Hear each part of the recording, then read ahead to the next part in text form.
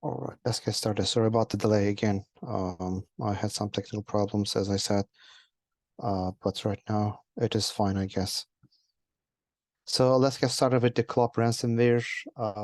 We have the Clop ransomware gang has modified its extortion methods and the evade takedowns. The Clop ransomware gang has modified its techniques, as I said. Uh, Currently, they're utilizing torrents to release data stolen during MOVEit attacks. This change was initiated on May 27th when the gang exploited a zero-day vulnerability in the MOVEit transfer secure file transfer platform, compromising nearly 600 organizations globally. The use of torrents offers faster data transfers speed compared to the traditional Tor data leak size, and this is also distribution methods is changing for law enforcement to shut down. If successful, club might continue using this approach due to the efficiency between 75 and $100 million from this extortion payments.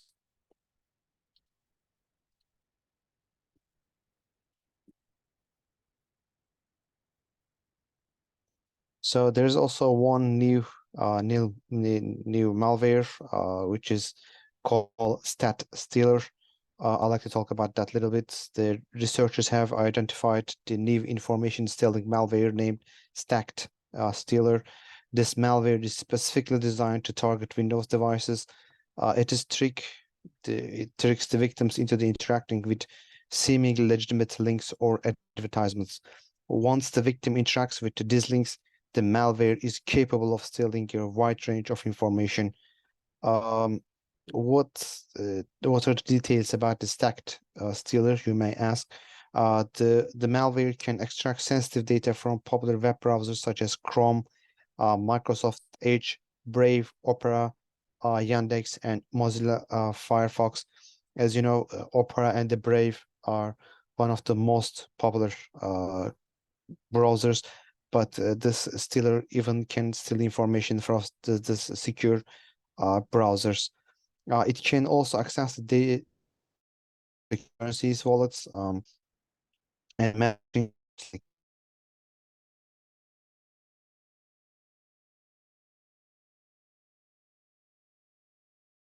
and FileZilla AnyDesk are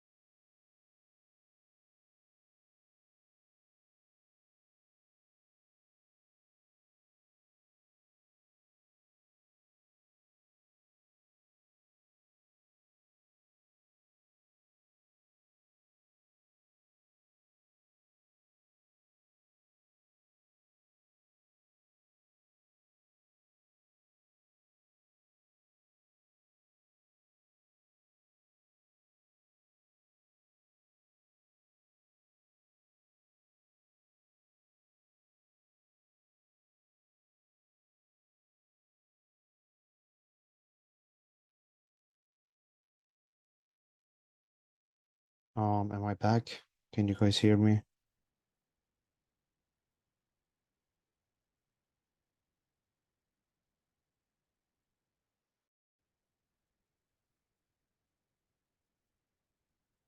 I'm really sorry. I don't know what happened. All of a sudden, I lost the connection, and all I remember, I was talking to myself. There was too many technical problems today. I'm really sorry about that. Um,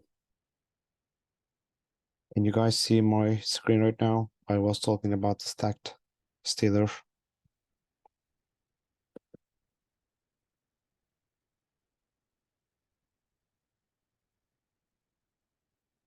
Can somebody confirm if you can see my screen? Okay, thank you, Igor. So I was talking about the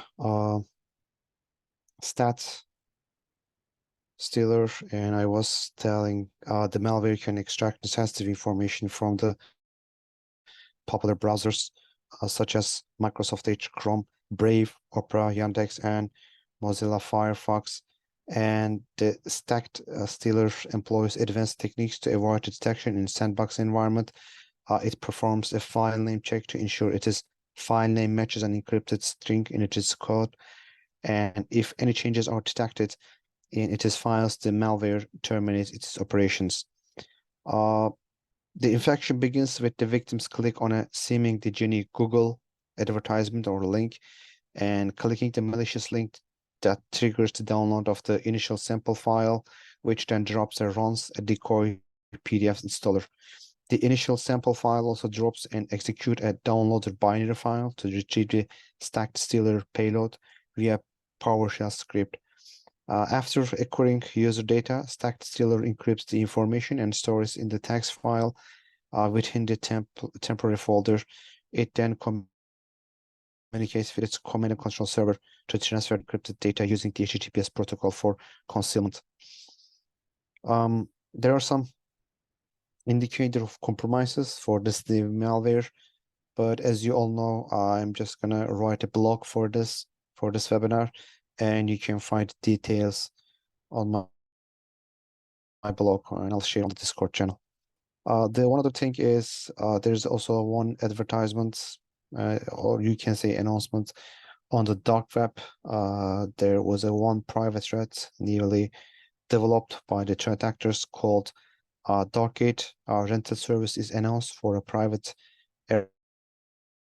RIT, remote access Trojan, called Darkgate, and this remote access Trojan is a private threat, and that has been recently announced for rental. It is being marketed by the certain threat actors in the cyber underworld, or you call it dark web.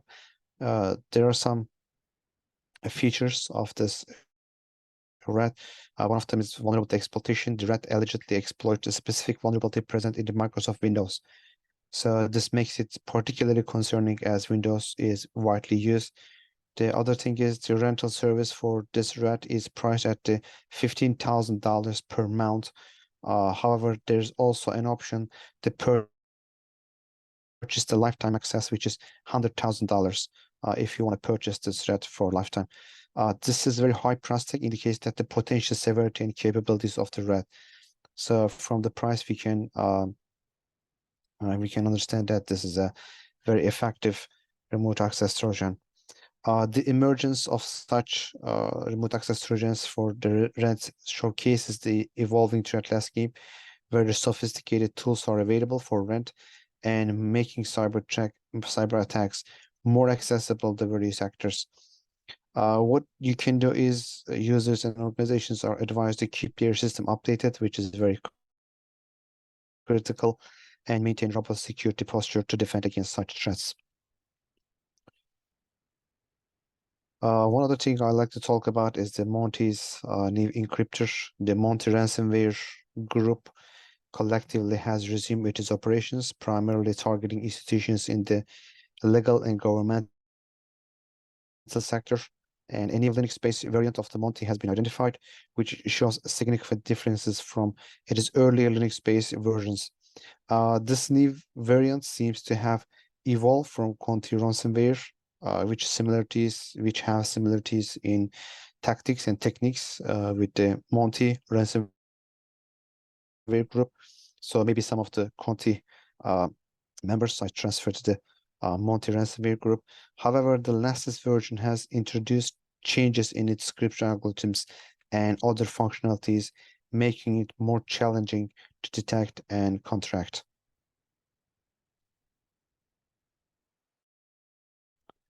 There are also some malware as a service operators. They develop also new malicious tools.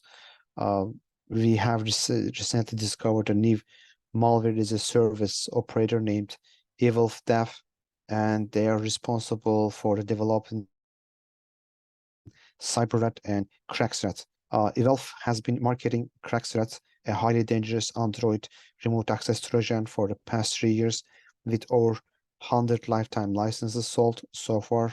And the Cyfirma research team also, they highlighted the capabilities of the remote access Trojan, which allow attackers to remotely control a victim's camera, the location, and the microphone. The code in the Android package produced by the CrackSrat builder is notably sophisticated and offers various builds, giving attackers multiple options for developing malicious applications. And it is believed with high confidence that the ELF is operated by an individual from someone in Syria. They even established an online shop for the CrackSrat on the Surface Web to demonstrate its credibility. Some threat actors, after purchasing software from ELF, began distributing cracked versions of the remote access Trojan, especially the CrackSrat, expanding the reach. All transactions for this purchase are made in the cryptocurrency. It is essential to note that the CrackSrat targets only Android devices, not iOS devices, and users are advised to be cautious when installing applications, avoid suspicious links or attachments, and only download apps from the trusted app stores. That's very important. So one other news I'd like to share with you is changing tactics. One of the cyber threat actors, and there are some details about the ransomwares, especially threat actors changing their tactics in ransomware. As you know, ransomware are particularly important for the threat actors because they can earn a lot of money. So it is very popular. As you know, phishing as a service platforms, malware as a service platforms, or initial link as a service platforms, they're all established to feed the ransomware attacks. And when we take the detailed report about the ransomwares, we can see that there's a huge rise in the ransomware attacks between 2022 first quarter and the 2023 first quarter. There has been a staggering 143% increase in total ransomware victims. The surge is attributed to exploitation of zero-day and one-day vulnerabilities. So, as I told you, the threat actors are changing their tactics. One important thing is they're evolving, and they're not just relying on the phishing anymore. They used to developing new phishing tactics. For example, callback phishings. If you guys remember, it's some sort of karma phishings, mixed phishings between phone and the regular phishing tactics. They used to develop a phishing tactics, but right now, instead of phishing, they are placing a greater emphasis on abusing vulnerabilities, and these groups are even willing to pay to exploit these vulnerabilities, either by hiring hackers or acquiring access through initial access brokers. If you guys remember, in our previous webinars, we talk about one of the dangerous things in the future for the organizations are the insider threats, because the threat actors, they're offering money, like huge amount of money, to the people who works for the organizations to get the internal information, such as if there's an vulnerability that could be exploited, if insider threats. They give this information to threat actors. They pay a lot of money. So instead of focusing phishing, these threat actors change their tactics. Right now, they are trying to find the vulnerabilities in organizations. The authorized extraction or transfer of sensitive information, known as exfiltration, has become the primary source of the extortion. And this means that simply having file backup solutions is no longer enough to protect against ransomware. One other thing is I noticed from the report is victimized organizations are at the high risk of facing another attack. In fact, victims are almost 6 times more likely to experience a second attack within the 3 months of the first. The other things I'm checking my notes from the report is, contrary to popular belief, smaller organizations, especially those with the revenues up to $50 million, are at the high risk of being targeted. This is because they often have limited security resources, but still have the capacity to pay ransoms. So the threat actors, instead of focusing the Fortune 500 companies, they are focusing the small or medium organizations, enterprises, because those organizations they don't have much budget for the security, but still they can pay the ransom. The one other thing is I noticed is the manufacturing sector is the most affected by ransomware attacks, followed by the business services and retail. However, financial services have seen a 50% increase in the number of impacted business years over the year. So we also talked about this before. Financial services was always at the top of the list of the targeted institutions or industry by the threat actors, but threat actors changing this as well. Uh,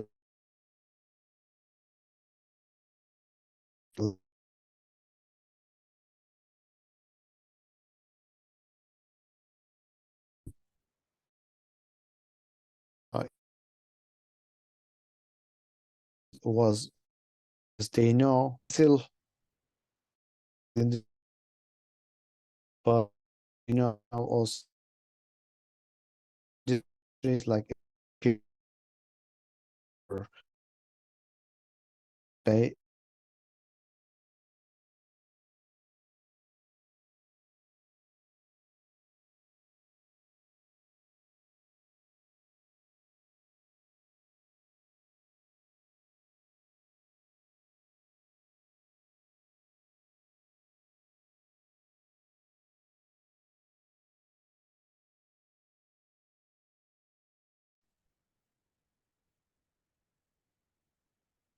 I don't know what is the problem with the internet today. I'm really sorry, but I keep losing connection. So if you miss the details, I'm really sorry about that. But anyways, I'm going to prepare a blog for all the incidents I'm talking about. You can find all the details in my blog. So if you couldn't hear me, if you lost the track, that's uh, uh,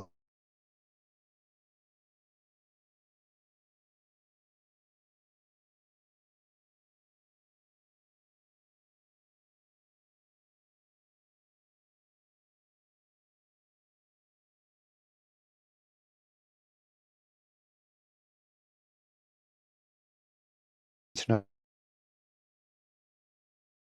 As I told you, manufacturing industry for this month as the most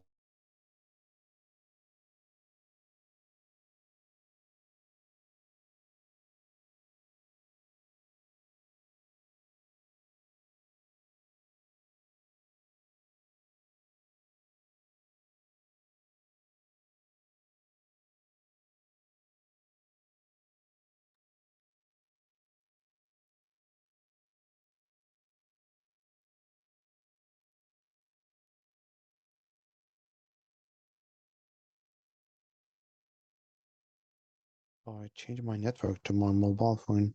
Hopefully this works. I don't know. Somebody is sabotaging our webinar somehow.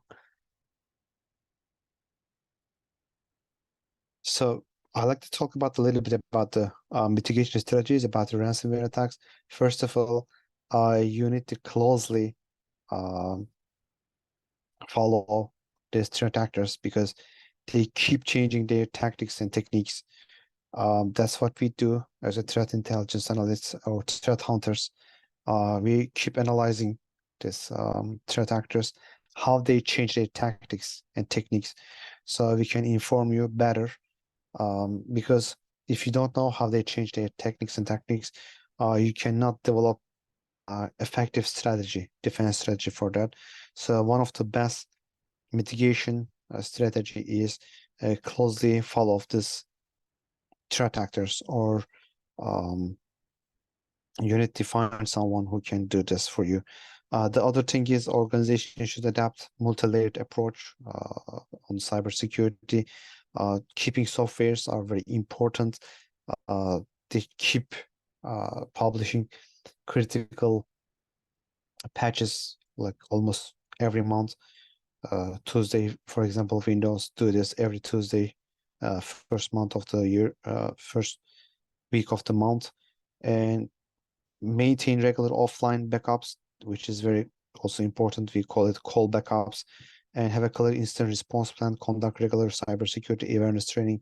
After all, uh, doesn't matter how much you invest your cybersecurity, one click can change everything.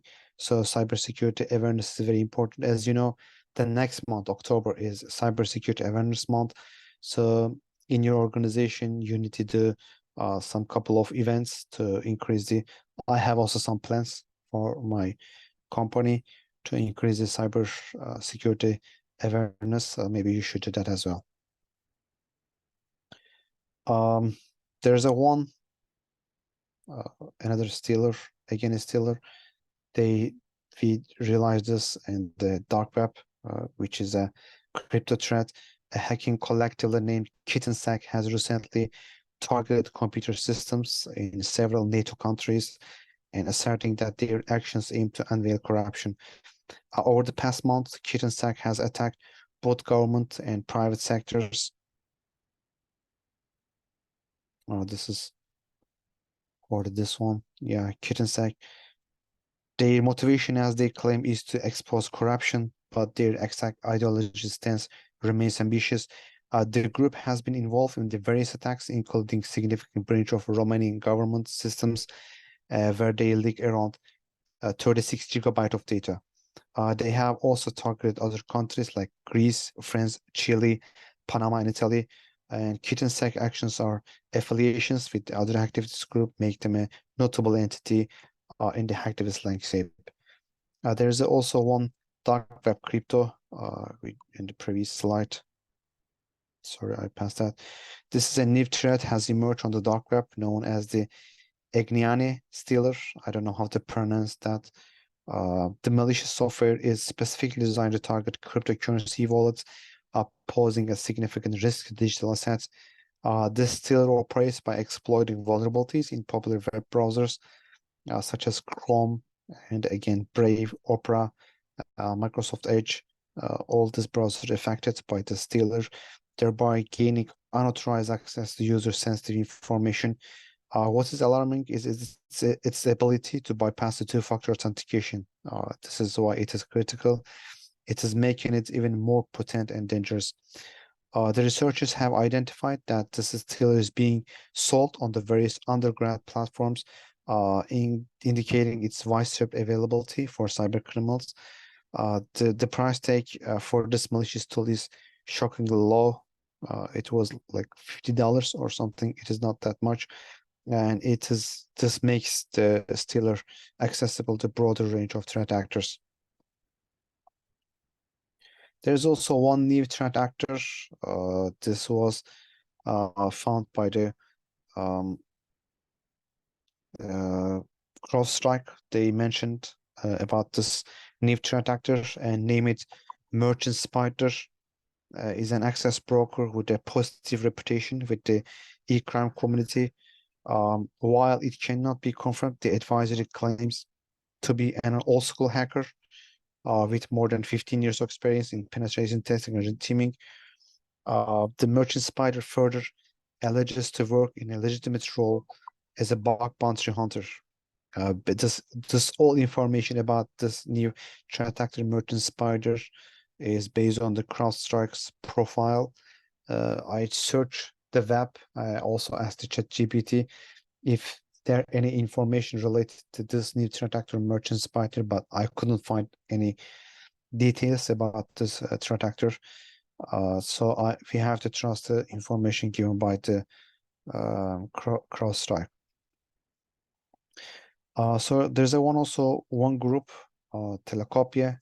They use the Telegram for their bot scam.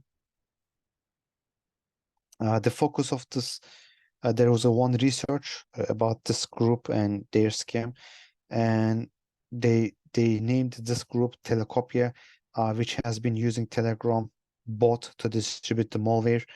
And the Telecopia is a cyber criminal group that has been active since at least 2019, but they changed their tactics. As I told you, they're using the Telegram bot to scam. That's why this is important. That's why this group is today's month's webinar. They primarily target Russian-speaking users and have been distributed to various types of malware. The methodology the group uses the unique method of distribution, that is Telegram bot, and this bot is used to spread the malware, including banking trojans, information stealers, and ransomware. And when we analyze the malware distributed by the Telecopia has evolved over time. Initially, they were distributing a banking trojan named Mammoth. However, they later shifted the other types of malware, including Raccoon and Vidar. As I told you, Telecopia primarily uses Telegram channels to distribute their malware. They lure victims by offering cracked software and cheats for the games or other inciting offers. Yes, we can talk about the Moveit a little bit as well. This was one of the most important vulnerability of the year. Like every cybersecurity expert talk about Moveit and its exploitation. I believe this audience already know too much about the Moveit, but we had to also mention about the Moveit. So I'm just going to give brief information to you about the Moveit. You already know the details, I believe, and I'll give the links to my blog as well. You can follow up from there. As you know, Moveit is a re-owned managed file transfer software that facilitates secure data transfer between systems, applications, and the people. Where in this time where the data breaches are rampant, Moveit has positioned itself as a trusted solution for the business to ensure the safe and complement transfer of sensitive information. Its significance lies in its ability to provide encrypted data transfers, detailed audit trails, and compliance with industry regulations. So the vulnerability in Moveit came to the forefront when cybersecurity researchers identified a potential flaw that could be exploited by the malicious actors. This vulnerability, if left unaddressed, could allow unauthorized access to sensitive data, leading to potential data breaches. The immediate repercussions were alarming, with the many organizations scrambling to patch their systems and assess potential damage. While specific names of institutions affected by this vulnerability remain confidential, we don't know much details about it. It is evident that the several leading global institutions face threats. The ripple effect was profound, which third-party vendors associated with these institutions also being at risk. The vulnerability highlighted the interconnected nature of the digital world and how a single flaw could have cascading effects across multiple entities. When we take a look at the timeline of the attacks, the sequence of events began with the discovery of the vulnerability by security experts, and shortly after, there were reports of exploitation attempts by the criminal groups, and among these groups, the notorious club ransomware group stood out. They are known for their aggressive tactics and have been linked to several high-profile cyber attacks in the past. If you guys remember, when we analyzed the ransomware groups, if you remember, Lockbit always at the top of the game. And in the last month, somehow, it was last month or before last month, I don't remember exactly, but when we analyzed, we saw that the club performed much better than the Lockbit. It was the first time the first by the victims, when we analyzed the by the victims, club passed the Lockbit. And most of the people ask me how this could be possible, because Lockbit always at the top of the game. Because at that time, Lockbits that say they leave for vacation, and that month they were on the vacation. The other thing is, Club ransomware, they found this vulnerability in Moveit, and they exploited hundreds of organizations. So in that time, it was 2 months ago, I guess, for the first time, somehow Club ransomware group passed the Lockbit ransomware group. When we analyzed the number of victims, it was very surprising for us. That was the reason, because of the Moveit vulnerability. There are some mitigation measures to address the Moveit vulnerability, and one of them is immediate patch. If you didn't patch already, the organizations have to, using Moveit, they have to get the latest version, and which contains the patches for the known vulnerability. Conducting regular security audits can help identify potential vulnerabilities before they are exploited. And employee training, as always, is very critical. Educating employees about the importance of cybersecurity and safe online practices can prevent inadvertent breaches. And backup data, regularly backing up data, ensures that in the event of ransomware attack, organizations can restore their systems without paying ransomware. Collaboration with the cybersecurity expert, engaging with cybersecurity professionals can provide insight into the latest threats and best practices for protection. As a conclusion, the Moveit vulnerability served as a stark reminder of the ever-evolving cyber threats in digital world. And by staying informed and proactive, organizations can safeguard their data and systems against potential breaches. So you guys already know our that was end of the presentation, by the way. You guys already know our community. We have 2 communities. One of them is Discord, the other one is the LinkedIn. So if you like to share your information, enlarge your knowledge, if you're open to collaboration, please join our communities. I can share the link in a couple of minutes. We are trying to share some articles, some important news, and share information between us. So you're welcome to join to our Discord channels.